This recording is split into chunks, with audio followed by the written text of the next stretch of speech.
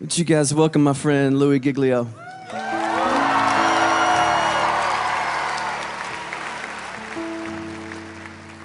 You guys can have a seat. Thank you so much. Man, what a great confession.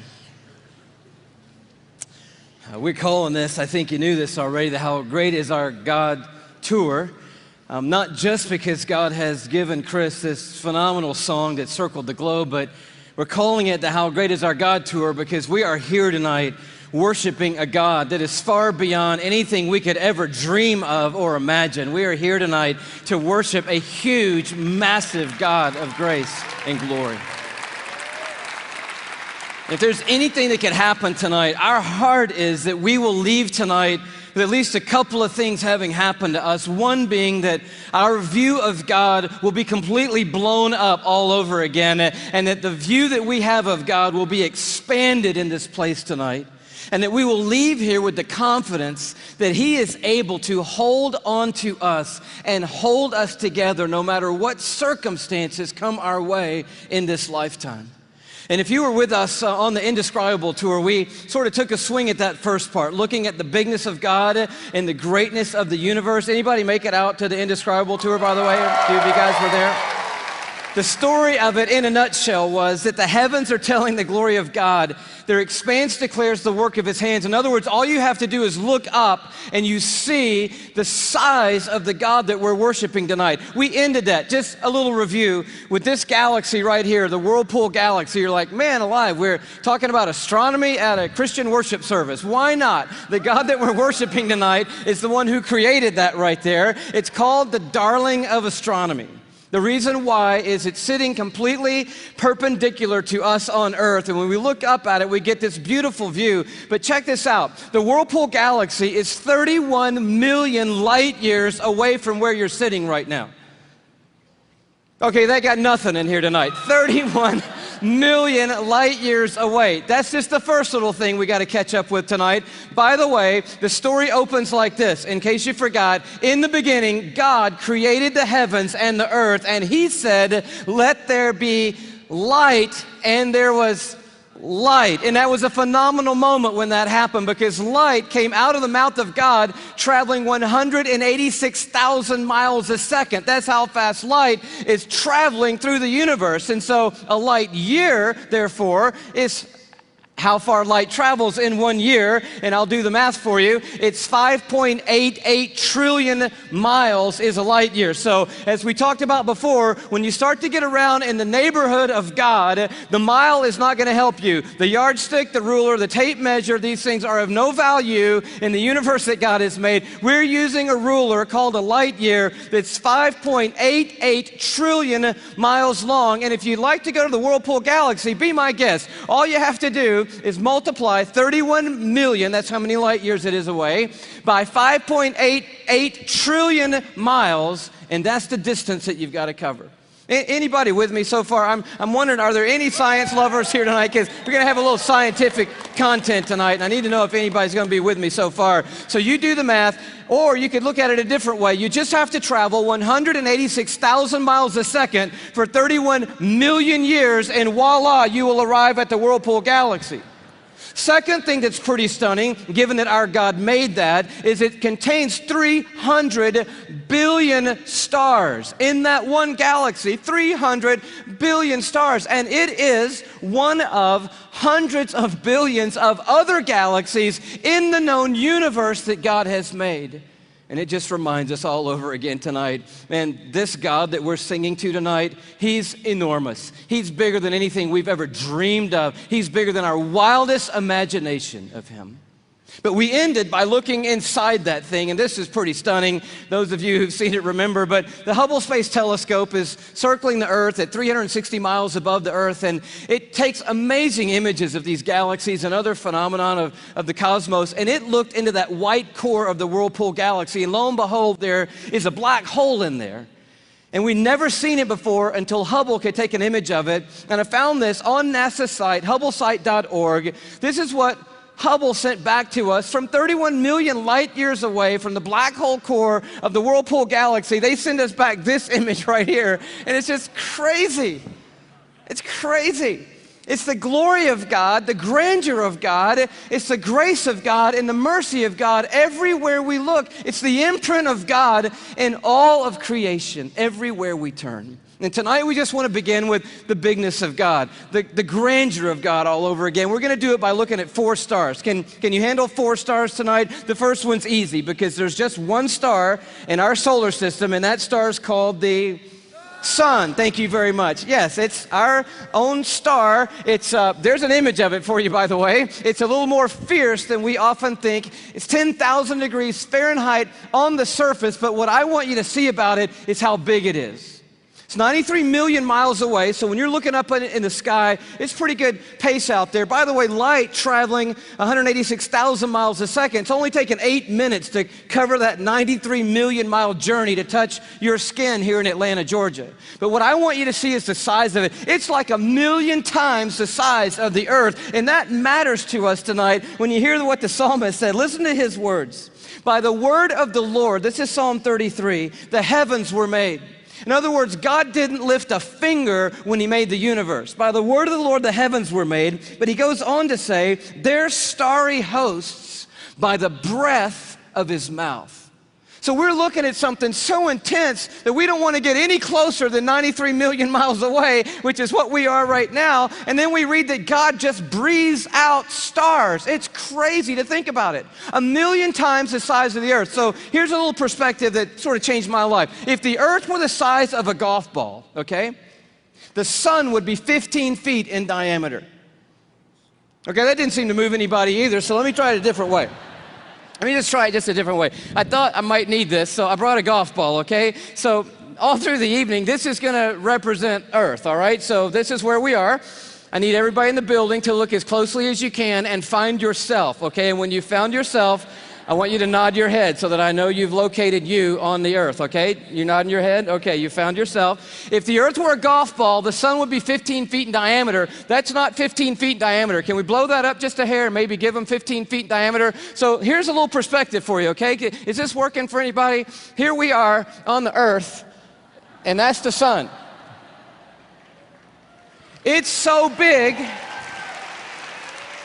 It's so big you could put 960,000 Earths inside the sun. So if the earth were a golf ball and the sun were 15 feet in diameter, you could put 960,000 golf balls inside that 15-foot diameter sun. That's enough golf balls, by the way, because I know that seems like a big number, to fill a school bus with golf balls could fit inside the 15-foot in diameter sun. It's a massive star, and it's one of hundreds of billions of stars in the Milky Way galaxy, our cul-de-sac in the neighborhood called the cosmos that God has made. It's huge, and we're worshiping a star-breathing God tonight. But I want to tell you about the second star, okay? Because the second star absolutely wrecked my life. I heard about it when I was a high school student here in Atlanta. One of our youth leaders did a talk, and he mentioned this star. I didn't know how to talk to God for about 2 months after I heard about this star. It's called Betelgeuse or Betelgeuse. You can pick your pronunciation. I'm obviously going with Betelgeuse, and Betelgeuse is incredible. Here it is in the night sky. I know it doesn't look incredibly ferocious, but it's 427 light years away. So that's 427 times 5.88 trillion miles away from us right now. Draw it in a little closer with the Hubble Space Telescope, and you can start to get a little bit of the feeling of its intensity. But this is the crazy thing about Betelgeuse. Are you ready for this? Betelgeuse is twice the size. Are you ready? You think I'm going to say twice the size of the sun? Oh no, it's twice the size of the Earth's orbit around the sun, Betelgeuse is. It's crazy. If the earth were a golf ball, Betelgeuse would be the height of 6 Empire State Buildings on top of each other. Now, come on, have you seen the Empire State Building? I mean, maybe what you're gonna need to do is gather the family, get a golf ball, get some plane tickets, and fly up to New York. And you're gonna go into Midtown, you're gonna take your golf ball and put it on the sidewalk outside the Empire State Building. Don't worry about people thinking you're crazy. They're not even going to notice you in New York. You're going to go across the street. You're going to look up at the Empire State Building and imagine 5 more Empire State Buildings on top of the Empire State Building. That's Betelgeuse, and that's the Earth, and somewhere you're on it.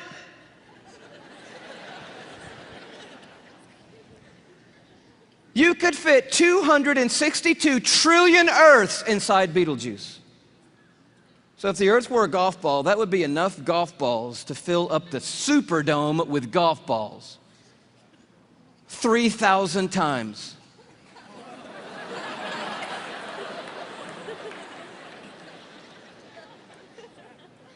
When I heard that as a teenager, that stumped me right there. Because most of my praying had been advising God, correcting God, suggesting things to God, drawing diagrams for God, reviewing things with God, counseling God. The third star, can you go a little bit bigger with me? The third star is called Musifi. Here it is in the night sky. It's that gold star to the top left. We have the big image of it. It's 3,000 light years away, but I just want you to see it in the span of all these little glittering stars so that you know that at times when you look up at night, it is not just twinkle, twinkle, little star, how I wonder what you are. I'm telling you what you are. What you are is intense and huge and massive and ferocious is what you are. And this one used to be called Herschel's Garnet Star. Check it out. If the Earth were a golf ball, Musifi would be the width of 2 Golden Gate bridges end to end. Apparently, you're going to need to go from New York to the West Coast. Go to San Francisco with your family and your golf ball. Place your golf ball at the beginning of the Golden Gate Bridge. Go across the bay into Oakland to a high place where you can see the entire Golden Gate Bridge. Another second Golden Gate Bridge will be in your imagination. Span all the way back the 2 Golden Gate Bridges to the very beginning and find your golf ball over there. That's the Earth, and somewhere you're on it. One of the stars in the Milky Way galaxy. It's so big you could fit 2.7 quadrillion Earths inside this one star. Thank you so much. Where have you been all night?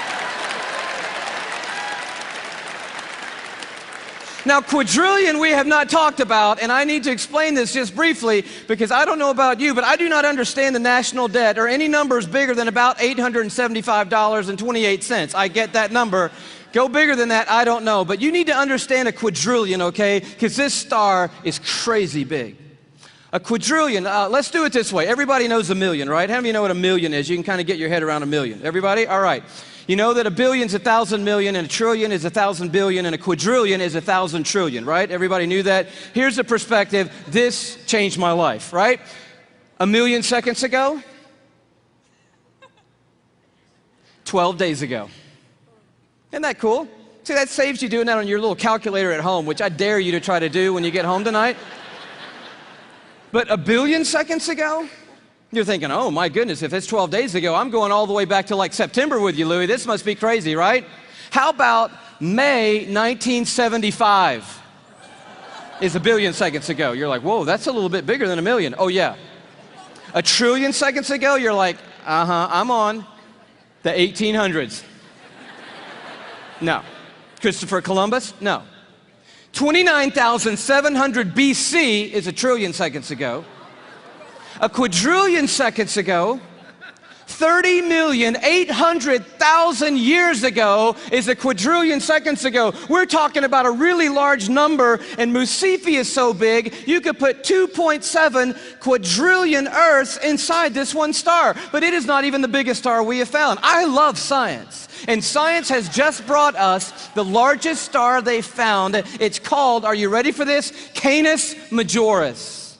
Now, I'm no linguist, but that's a cool name for the biggest star we've found so far. I think that means the big dog star, and that's exactly what it is. I bring it to you as a little bitty purple, glow just to the right of center there. But Canis Majoris, oh wow. If the Earth were a golf ball, Canis Majoris would be the height of Mount Everest.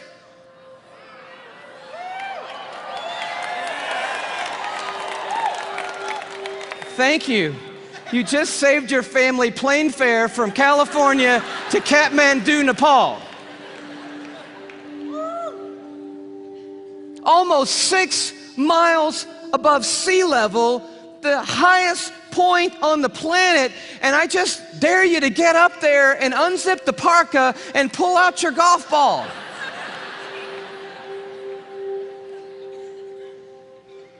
You could fit 7 quadrillion Earths inside Canis Majoris. That's enough Earths, if the Earth were a golf ball, to cover the entire state of Texas in golf balls, 22 inches deep. You see the one you're on?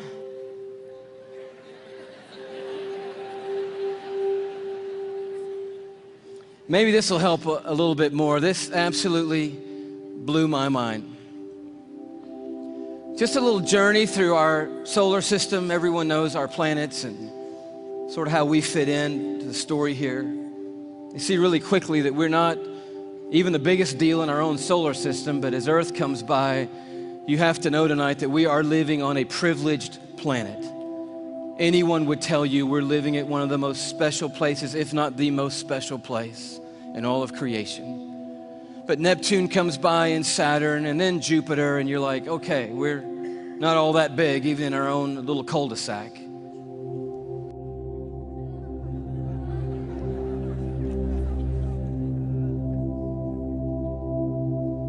I just noticed the blue dot fading away is not the Earth. That's Neptune. The Earth has gotten too small to see anymore. Sirius comes by. Little plug for satellite radio. Not the biggest star, but the brightest star that we have found so far. Pollux, which we didn't mention. Arcturus. Such a beautifully named one, Regal. But then the one that messed me up.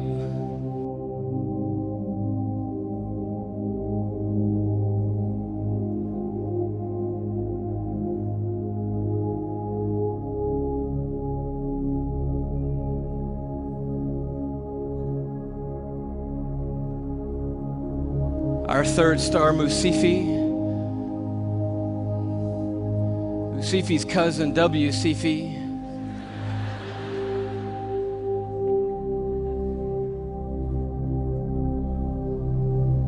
Canis Majoris.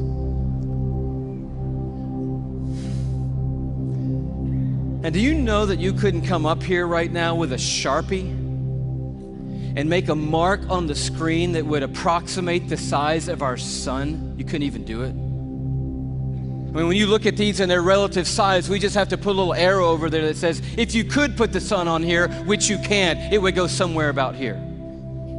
And can you hang on that for me? And when you see this, I don't know what happens to you, but I'll tell you what happens to me. A shrinking feeling comes over me, and it's not a bad shrinking feeling, it's a good shrinking feeling. Because sin, it has a way of shrinking God down in our minds and puffing us up in our own estimation. But just a glance into the universe that God has made resizes everything in a heartbeat. And you realize tonight we are worshiping an unrivaled, uncontested God of all kind of might and power and glory and awe, there's none like him anywhere in all of creation tonight.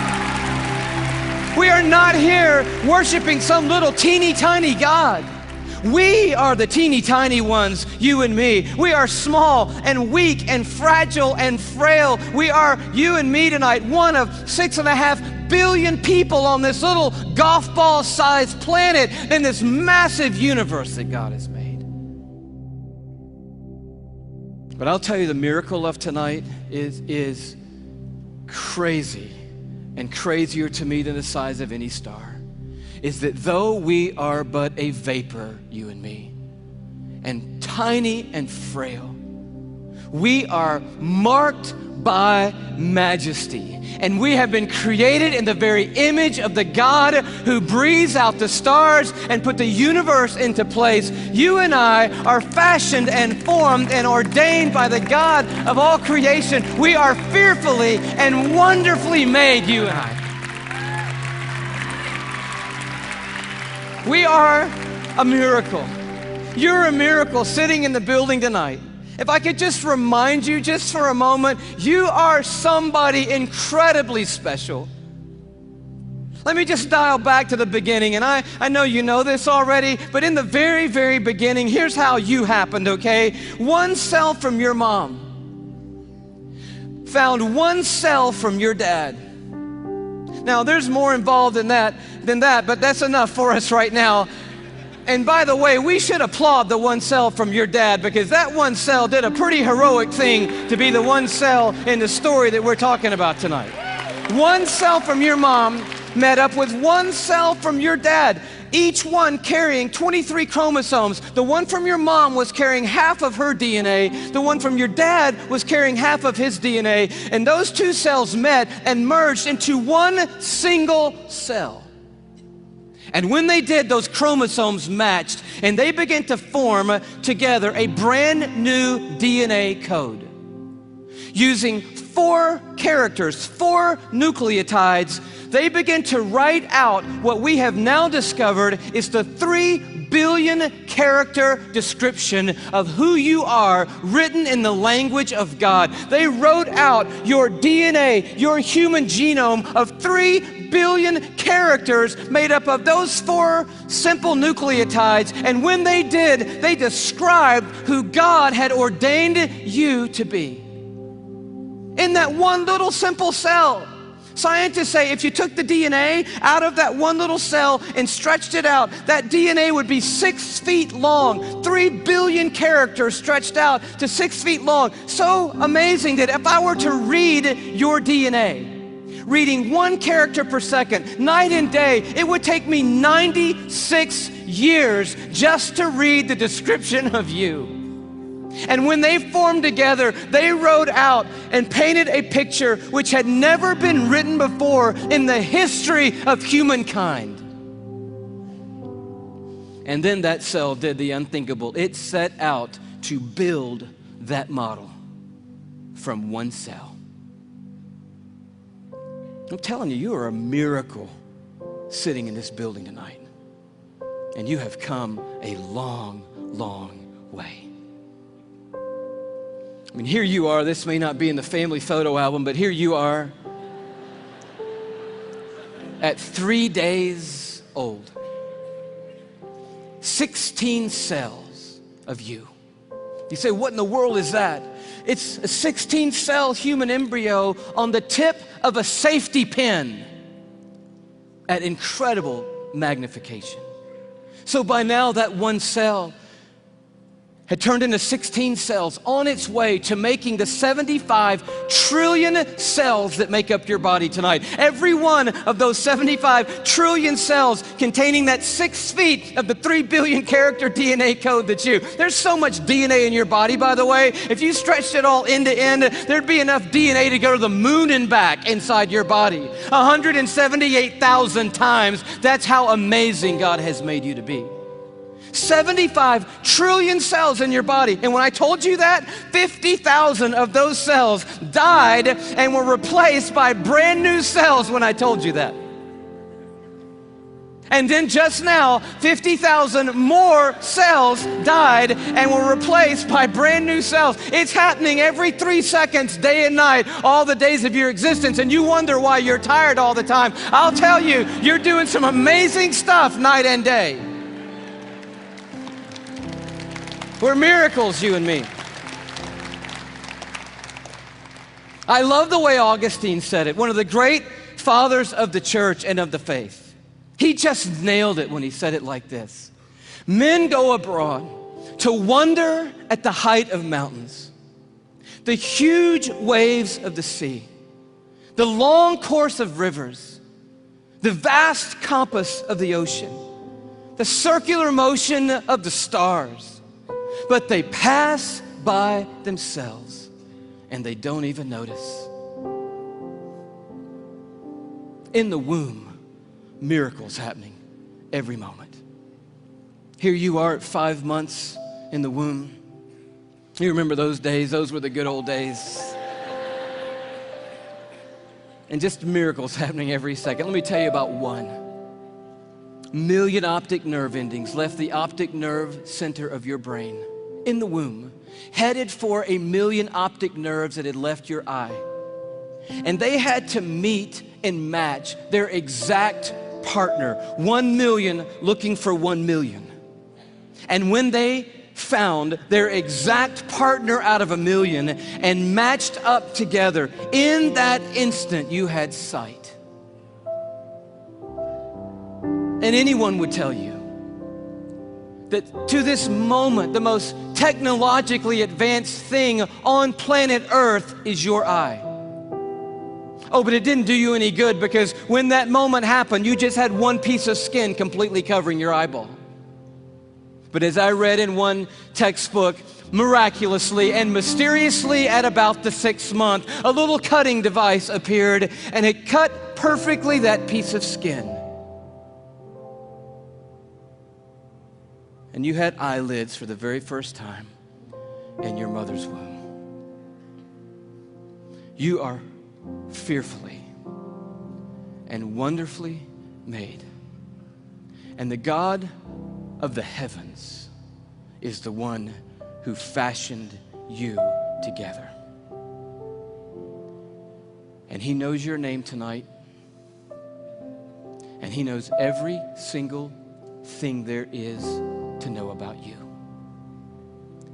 And He's made you a promise that for those who trust in Him, He will literally hold them in His hand and carry them all the days of their life. This Psalm 33 that talks about a star-breathing God turns an interesting corner. It says, "For He spoke and it came to be. He commanded and it stood fast." That's power and awe. But now it gets very personal. From heaven, the Lord looks down and sees all mankind. From His dwelling place, He watches all who live on earth. He who forms the hearts of them all and is intimately acquainted with everything they do.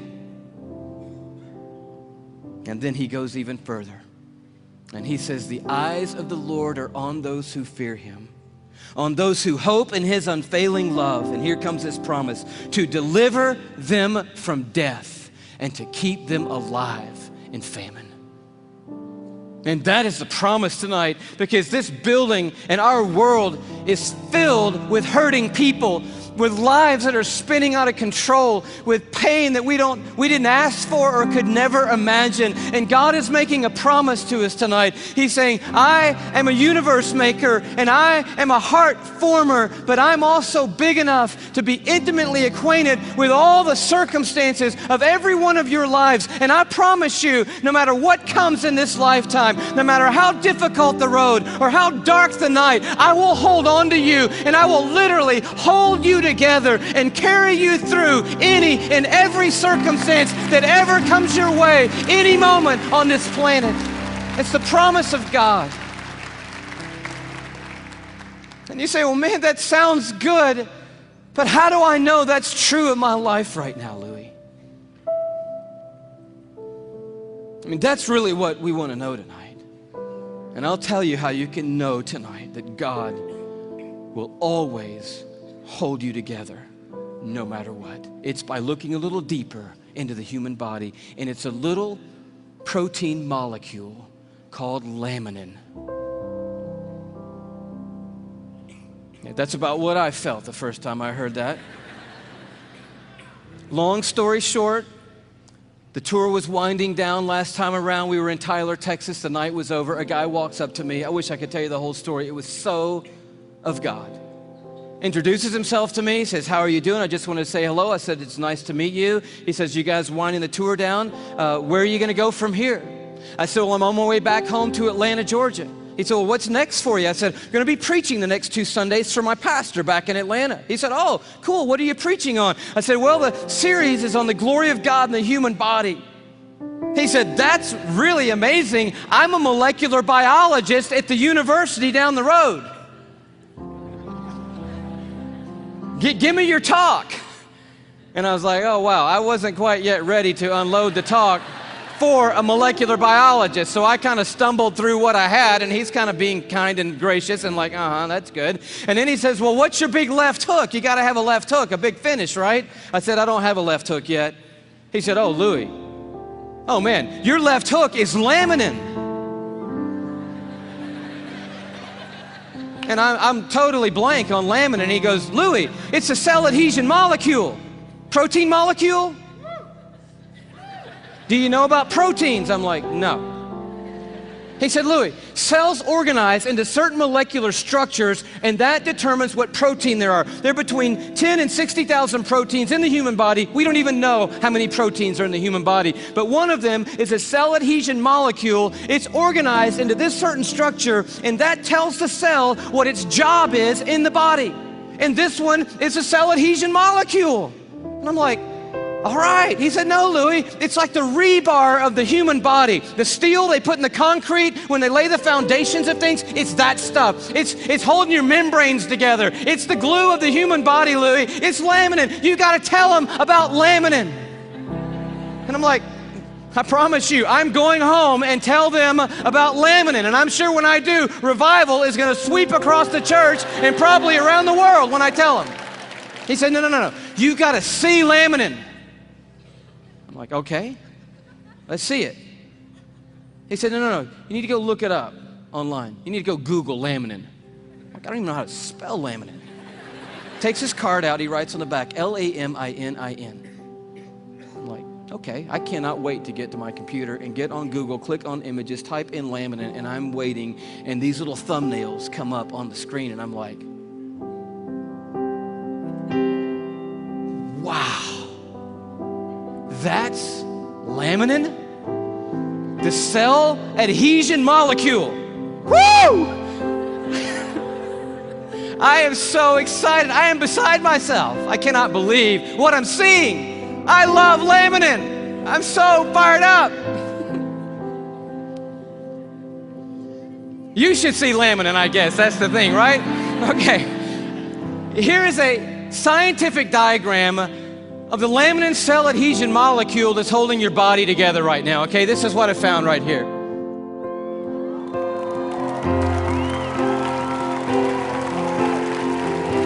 No, come on, that's crazy. That's just crazy. I just can't believe it. I emailed that guy back so fast, I'm like, wow, what in the world?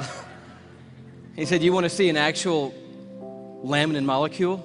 I'm like, oh no, man, the diagram was cool for me. I'm happy with that. Don't bother sending anything else. I'm like, yes! And he sends me this image, an electron microscopic image of an actual laminin protein molecule. It looks just like this.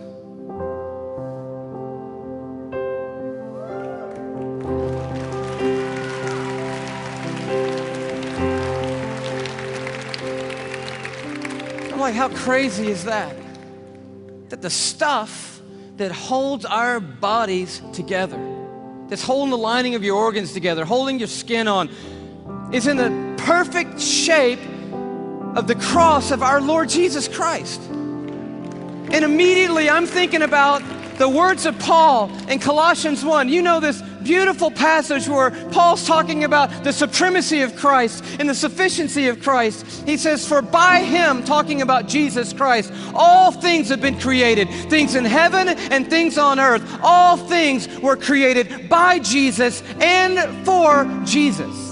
But then the next verse goes on to say this. It's crazy. And he, Jesus, is before all things, and in him, that is, in Jesus Christ, all things hold together.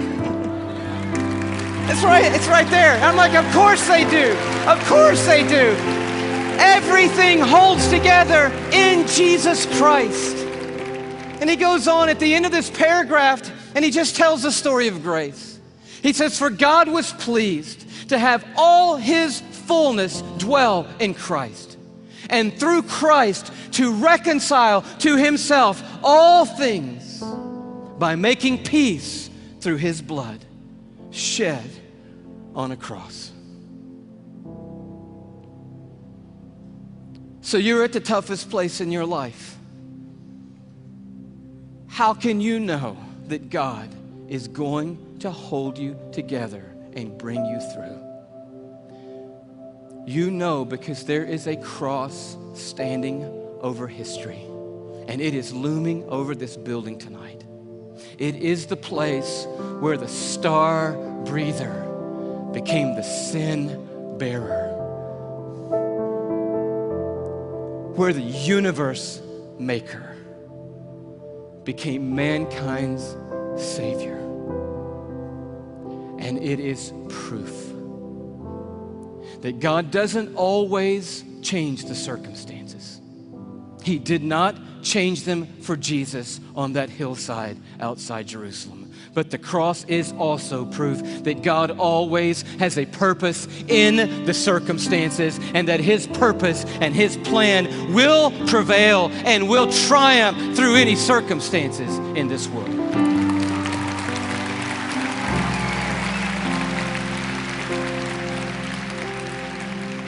So we just close with this question. It's found right in the middle of an interesting chapter in Isaiah 40 where it just talks about the expanse of God. He stretches out the heavens like a curtain, like a tent to dwell in. He leads forth the starry host one by one and calls them each by name. But then it takes a turn. And the writer of Isaiah says, "So why do you say, O Jacob? And why do you complain, O Israel? My way is hidden from the Lord." Or say, "My cause is disregarded by my God." In other words, there was a moment in the history of Israel when they felt like God had completely lost sight of them. That yes, I believe that God is big enough to make the world. I even believe that God ordained and made me. And now coming present tense, I'll accept the fact that God gave His Son on a cross. But what I really need to know right now, what really matters most to me right now is, does God see what I'm going through? Does He see what I'm carrying? Does He know that I can't take one more step or one more day? Does He care? And can He do something? That's what I need to know. And Isaiah answers, and he answers with another question. And it's a question for us here. He says, "Do you not know? Have you not heard? The Lord is the everlasting God, the creator of the ends of the earth. He will not grow tired or weary, and His understanding no one can fathom." He's huge. He is a star breather. He's big. But listen to what He loves to do. That God, that creator of the ends of the earth, that I do not grow tired or weary, that my understanding is too great for you, that God, here's what He does. He gives strength to the weary, and He increases the power of the weak. For even the youths will grow tired and weary, and young men will stumble and fall. But those who hope in the Lord, another translation, those who wait upon the Lord. The Hebrew word simply means this. When it says hope and wait, it means but those who stand right in the midst of the craziness, right in the midst of the pain, right in the midst of the chaos, right in the valley of the shadow of death, and they don't gloss over it. They're dealing with the hardest stuff in life, but standing in the middle of it, they say, "You know what? I don't see what God's doing. I don't understand what the plan is, but I'll tell you one thing. I am not going to give up on God, and I'm going to stand right here in the middle of this moment, and I'm going to trust that God is sitting on a throne, that He has a purpose for my life and a plan for my life. And I believe I'm going to see the goodness of God in the land of the living, and I'm not going to stop believing that no matter what." That's what the word means, to wait and to hope on the Lord. And He said, and here's the promise. You're going to wake up to rosy circumstances. No. Oh, He can do that, and He does do that. But the promise is greater than that. He said, those who wait upon the Lord, here's what I promise. I will renew your strength. And when you think you can't take one more breath, I'll give you enough to keep going on. And enough to keep going on. And enough to keep going on.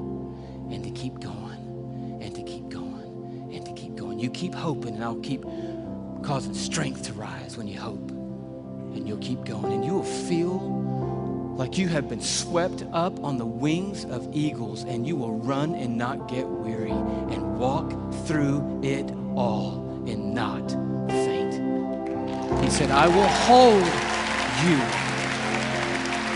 Even when you let go of me, I'm not going to let go of you. Did you know there are millions and millions and millions of microscopic crosses holding you together right now? And one giant, glorious cross of Jesus Christ that's holding every one of us that's trusted in Him onto the Heavenly Father and holding the Heavenly Father onto us. And it's going to keep holding us onto Him, that cross, forever and ever and ever and ever. We will never not be carried by the strong hand of a universe-making God, and He will bring us through. That is the promise of the everlasting God. Amen. God bless you. Bless you. Bless you.